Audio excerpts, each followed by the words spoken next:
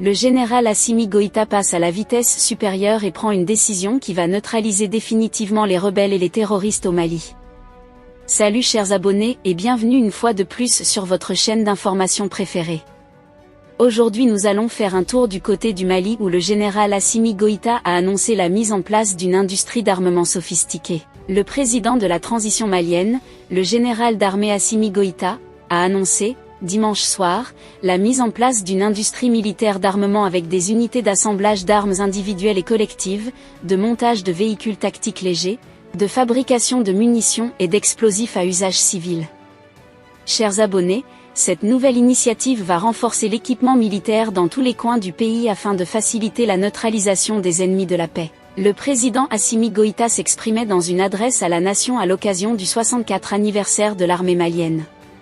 En vue de consolider les acquis de 2024 et d'envisager d'autres succès, le processus d'équipement des forces armées et de sécurité se perfectionnera en 2025 avec la mise en place d'une industrie militaire, a déclaré Goïta, soulignant que nous travaillons activement à l'installation de l'usine d'armement avec des unités d'assemblage d'armes individuelles et collectives, de montage de véhicules tactiques légers, de fabrication de munitions et d'explosifs à usage civil. Il a rappelé aux ennemis du pays, à l'intérieur comme à l'extérieur, que le Mali n'est plus un terrain de prédilection pour les nostalgiques d'un passé révolu avec un esprit paternaliste, ajoutant que le pays est un acteur libre, souverain et choisit sa destinée en toute connaissance de cause.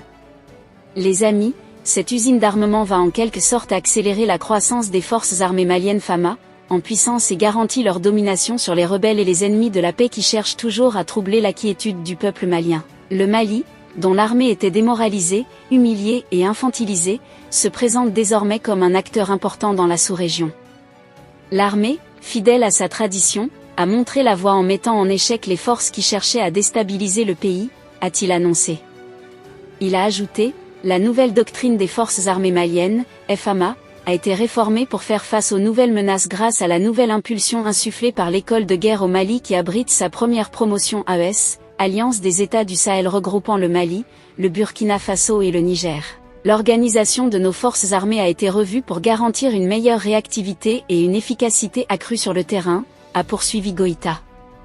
L'armée malienne, ayant obtenu son indépendance de la colonisation française le 20 janvier 1961 a fêté lundi son 64e anniversaire, dans un contexte de crise multidimensionnelle, marqué notamment par la lutte contre les groupes séparatistes et terroristes dans le Nord et la rupture avec l'ancienne puissance coloniale, et la communauté économique des États de l'Afrique de l'Ouest. Avec cette nouvelle initiative mise sur pied par le général Assimi Goïta, les rebelles, les terroristes et tous les ennemis de la paix ne pourront plus faire face aux FAMA et seront définitivement vaincus.